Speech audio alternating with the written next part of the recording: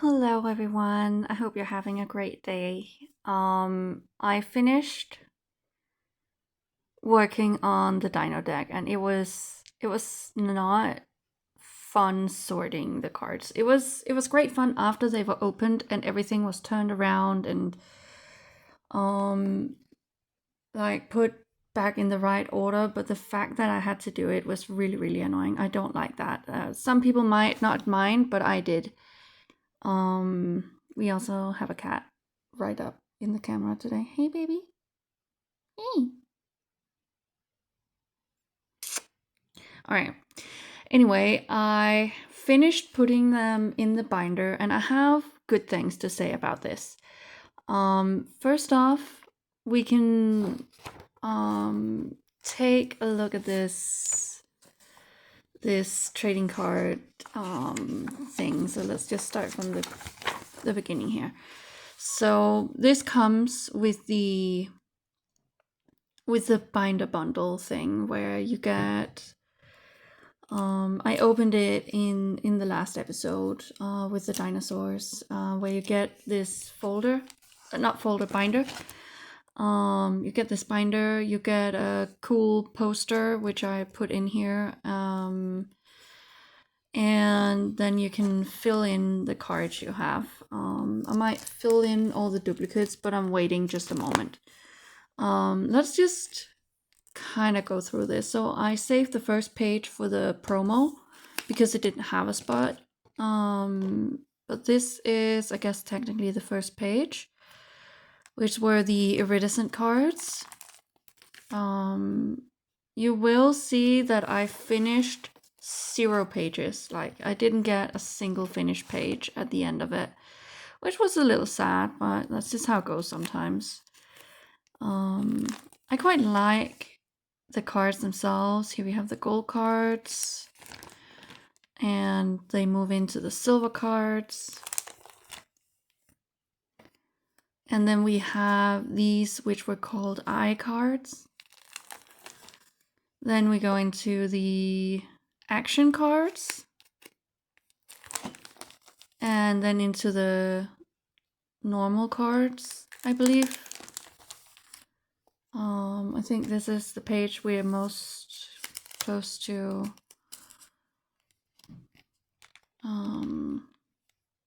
completing, but yeah. My favorite, the Massasaurus. Another page with just one missing. Then we have the pivotal moment cards, which is screenshots from the movies. We have equipment and some other cards here, and that's basically it. So that's the whole thing. But let's just take a look at this, because going through, once I had the cards, once I sorted them into different types, going through this was very pleasant. Like, I quite love this. As you can see, I have a few numbers here. We will get to those. They show here which cards are there. They are numbered, they are colored, and then it shows which card sits where in the 9 pocket binders or 18 pocket binders.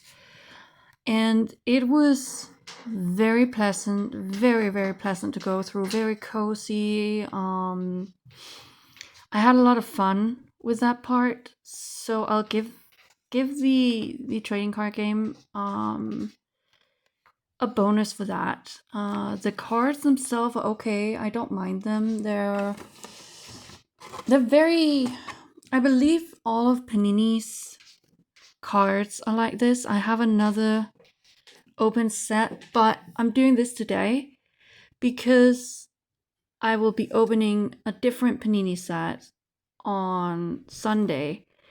So I'm hoping that to get a little bit of like feeling for it. Is it all of Panini's products that are like this, or was it just this one? Because having them upside down, long way out, it was very annoying.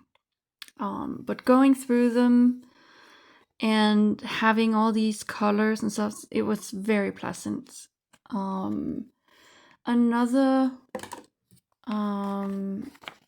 thing I enjoy a lot about this set, if I can, I'm just gonna bend it a bit, is this.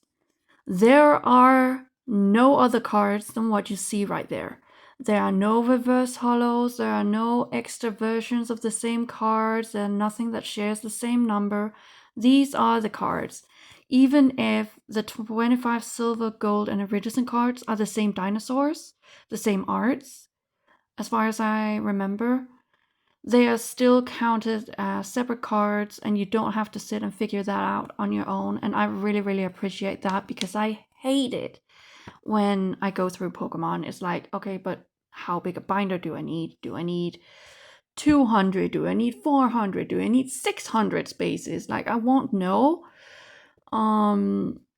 until, yeah, I sit with it. And it was kind of the same with Battle Spirit Saga. They didn't account for, or did they? No, they didn't account for. I can actually look at the box. Yeah, hollow ore. So I had to put all the hollow versions on top of this total. It was nice and clear here which is hollow and which isn't, which it isn't always in Pokemon. I can extrapolate that all the cards can be hollow or reverse hollow or so on, but it's very, very annoying to sit when there's uncertainty, especially when people like me, I have Asperger's syndrome, so I have a little bit of autism in there, and uncertainty can be very intimidating. It can be very demoralizing, very demotivating, and it takes it away from it. So this, I appreciated this a lot. I cannot understate that. It deserves like 10 points for that out of 5. I really, really appreciate it. Anyway, before we get to the numbers, because I haven't done that before, let's briefly talk about the binder itself. It's trash. Let's just be real. I didn't expect it to be anything other than trash, but it is. It's not. It doesn't feel great. Like the cards in these like between spaces feel all right, because they have this little latch here that can actually hold them in a little bit, but at the top, you just better pray that they stay in there, because they do not fit snugly. There is no, like, see, this one is just already like flying out. So it's trash, but like for a kid, perfectly fine. No one is going to want these cards in 50 years and think, oh my god, I need to collect these. There's value in this. There's not going to be any value in this in 50 years. But yeah, okay, as you can see, it's actually not very, oh, there we go. I could pop it up. So they don't sit very well, which is, it's what it is. I didn't expect them to. Anyway, let's go over this. No, wait, I had one more thing. This is a type of paper, so it is recyclable. I also very, very much appreciate that. It is this here. I presume that's recyclable. I actually forgot to check it before I started recording, because I was so swallowed up by the numbers. So yeah, I appreciate that. That it's not like additional plastic. The more we move away from using plastic, the better for at least the trash part of the world. I don't know about fossil fuels and stuff like that. I don't know how much it takes to make them, if it makes up for the menace that is plastic. Anyway, I think that was all. So, the numbers. Of a whole booster box and the 3 bonus boosters from the binder pack. Out of the iridescent cards, I got 26 out of 25 cards, and 1 was a duplicate, which makes up 5.9% of the cards I drew. So I drew 17 cards, 1 was a duplicate, that's 5.9% of the cards. As long as I did the math right, it sounds right. You will see here that I skipped the gold. And then I have the silver cards. I got 19 out of 25 and 0 duplicates, so that's 0% duplicates.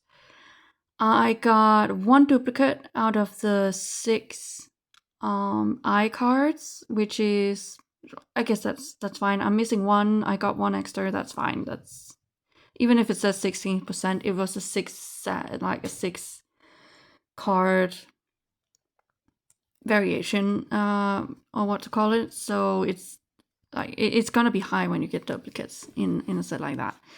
And of the what were these called? Action cards, I got 21 out of 27 with 1 duplicate, which is 4.5%. I have rounded these numbers. Of the base dino cards, I got 29 out of 36, which is pretty good. 4 duplicates, so I drew 33 cards, got 4 duplicates, and that makes up for 12.1%. I think that is fair for duplicates. Then we have 20 out of 27 and 3 duplicates. It was a little worse, but it's all right. Again, 13%. I think that is fair for duplicates. And of the final set, the equipment cards and the location cards, I piled them into one because they had the same color, so I piled them in. I got 24 out of 29 with 1 duplicate, and that's 4% duplicates of that. Now let's go back to the gold one because I got 9 out of 25. Do you have a guess for how many duplicates I got out of them? 9 out of 25. I drew a total of 18 cards, which makes 9 duplicates. That makes up 50% of the cards I drew. That is insane. Like, look at all the others. 5, 6, 4%. There's a few with higher percentages, but it's fair. 50% on just one of the things is weird. Like, that is some math weird level stuff, because I see no reason for the gold cards to be more than the iridescent, which are the, when we look at the pack, where did it go? I missed it somewhere. Kitty, you're in my way. Honey, you're in my way. When we look at this, each pack contains 2 special cards, iridescent gold or silver. So these are considered the same rarity. And I like 18 cards.